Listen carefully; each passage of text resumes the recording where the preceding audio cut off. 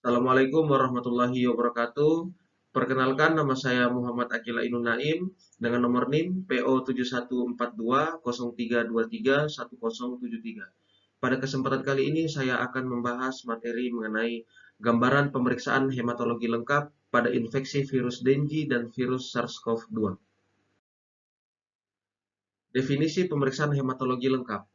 Pemeriksaan hematologi lengkap atau Complete Blood Count atau CBC adalah metode pemeriksaan laboratorium yang mengukur komponen-komponen esensial dalam darah untuk mendeteksi, mengevaluasi, dan memantau perubahan patofisiologis sistemik yang terjadi di dalam tubuh akibat infeksi virus spesifik.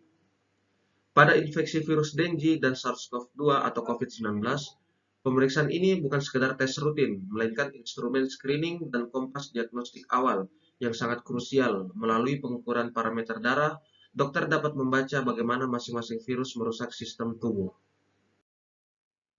Selanjutnya yaitu virus Dengue, patogen penyebab, yaitu demam berdarah Dengue atau DBD, jenis virus RNA untai tunggal, genus Flavivirus. Penularan yaitu gigitan nyamuk Aedes aegypti atau Aedes albopictus.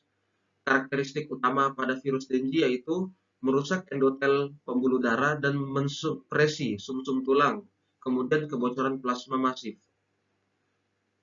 Kemudian yaitu SARS-CoV-2, patogen penyebabnya adalah COVID-19, jenisnya yaitu virus RNA untai tunggal beramplop, genus beta coronavirus. Penularan SARS-CoV-2 yaitu droplet atau aerosol pernapasan. Karakteristik utama dari SARS-CoV-2 adalah mengikat reseptor AC2 atau epitel paru, kemudian badai sitokin, hiperinflamasi sistemik, kemudian gangguan koagulasi, dan disfungsi multi organ. Selanjutnya parameter pemeriksaan, Complete Blood Count atau CBC. Yang pertama yaitu hemoglobin atau HB, yaitu konsentrasi oksigen darah.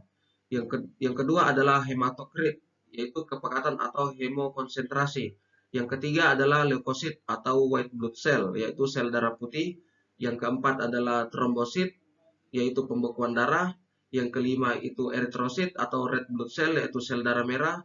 Yang keenam itu div count atau hitung jenis leukosit. Selanjutnya yaitu yang pertama hemoglobin.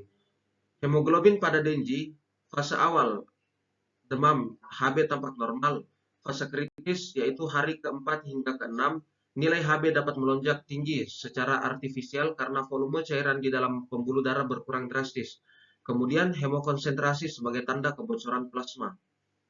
Hemoglobin pada SARS-CoV-2 fase awal yaitu HB cenderung stabil. Fase lanjut atau parah, pasien sering mengalami penurunan HB ringan hingga sedang. Penyebabnya yaitu inflamasi kronis menekan pembentukan sel darah merah di sumsum tulang atau anemia of chronic disease. Yang kedua yaitu hematokrit. Hematokrit pada Dengue yaitu hematokrit mengukur kepekatan darah atau persen sel darah merah terhadap volume total darah. Ketika plasma bocor, keluar pembuluh darah yang tersisa adalah sel-sel padat, sehingga nilai hematokrit melonjak tajam. Kenaikan hematokrit di atas 20% yang berarti menandakan bukti hemokonsentrasi atau kebocoran plasma aktif. Hematokrit pada SARS-CoV-2, nilai hematokrit umumnya berada dalam batas normal atau sedikit menurun sejalan dengan penurunan hemoglobin. Kemudian tidak ditemukan mekanisme kebocoran plasma akut yang mampu menaikkan nilai hematokrit secara ekstrim seperti pada COVID-19. Perbedaan yaitu COVID-19 tidak menyebabkan hemokonsentrasi akut. Yang ketiga ada leukosit atau sel darah putih. Pada Dengue, leukopenia progresif kurang dari 4.000 mikroliter. Penurunan ini sudah mulai terlihat jelas pada hari kedua atau ketiga pada saat demam. Penyebab supresi sumsum tulang atau virus Dengue secara langsung merupakan tanda klinis sangat klasik pada infeksi Dengue. Pada SARS-CoV-2 leukosit, jumlah leukosit sangat bervariasi. Pada kasus ringan, white blood cell atau leukosit sering kali normal. Pada kasus berat atau KO infeksi bakteri, jumlah leukosit justru dapat meningkat atau leukositosis ringan hingga sedang. Yang keempat yaitu trombosit. Pada Dengue, trombositopenia berat kurang dari 100.000 mikroliter, bahkan hingga kurang dari 20.000 mikroliter. Penyebab yaitu yang pertama penurunan produksi di sumsum tulang, kedua peningkatan destruksi trombosit di perifer oleh sistem imun, resiko perdarahan spontan, mimisan, perdarahan saluran cerna. Pada SARS-CoV-2, trombositopenia ringan sampai sedang, yaitu 100.000 sampai 150.000 mikroliter. Jarang menimbulkan perdarahan aktif, manifestasi utama justru berupa pembentukan mikrotrombus atau penggumpalan darah di pembuluh kecil akibat status hiperkoagulasi. Yang kelima adalah eritrosit atau sel darah merah. Pada Dengue, eritrosit peningkatan semu atau artifisial. Jumlah eritrosit dapat mengalami peningkatan semu akibat efek dehidrasi, berkurangnya volume plasma sirkulasi, bukan peningkatan produksi eritrosit yang sesungguhnya. Pada SARS-CoV-2, eritrosit atau sel darah merah cenderung stabil. Jumlah eritrosit cenderung stabil dan tidak mengalami fluktuasi tajam pada fase akut penyakit. Tidak ada mekanisme plasma yang menyebabkan hemokonsentrasi red blood cell seperti pada Dengue. Yang terakhir yaitu hitung jenis leukosit atau differential count. Pada Dengue, limfositosis relatif. Presentasi limfosit meningkat karena sel imun lain menurun, terutama saat memasuki fase penyembuhan.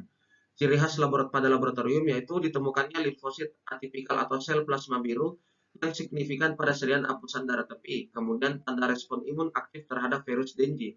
Pada SARS-CoV-2, limfopenia absolut. Kemudian neutrofilia ekstrim, karakteristik mutlak COVID-19 derajat sedang sampai berat. SARS-CoV-2 secara langsung merusak sel limfosit T dan B. Badai sitokin memicu produksi dan mobilisasi massal sel neutrofil sebagai respon inflamasi akut. Kemudian yaitu ada parameter prognosis dan navigasi klinis. Yang pertama itu indikasi kebocoran plasma pada Dengue. Pemantauan nilai hematokrit serial berkala beberapa jam sekali adalah prosedur standar pada kasus Dengue. Kenaikan hematokrit sebesar 20% atau lebih dari nilai dasar pasien adalah bukti sah bahwa pasien berada dalam fase kritis dan membutuhkan terapi resusitasi cairan intravena yang agresif untuk mencegah shock. Yang kedua, skor NLR atau neutrophil to lymphocyte ratio pada COVID-19. Adapun NLR sama dengan jumlah neutrofil absolut atau jumlah limfosit absolut. Terakhir yaitu ringkasan perbandingan parameter CBC, Dengue dan SARS-CoV-2. Parameter hemoglobin pada Dengue kenaikan pada artifisial atau hemokonsentrasi pada SARS-CoV-2 menurun, ringan atau sedang.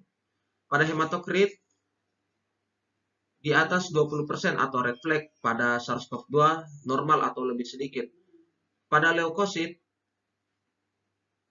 leukopenia kurang dari 4.000 mikroliter. Pada SARS-CoV-2 bervariasi atau normal. Trombosit pada Dengue berat kurang dari 100.000 mikroliter, sedangkan pada SARS-CoV-2 ringan sampai sedang. Kemudian eritrosit pada Dengue artifisial atau dehidrasi, sedangkan pada SARS-CoV-2 stabil. Pada yang terakhir yaitu diff count, pada Dengue limfositosis, limfosit atipikal. Pada SARS-CoV-2 limfopenia.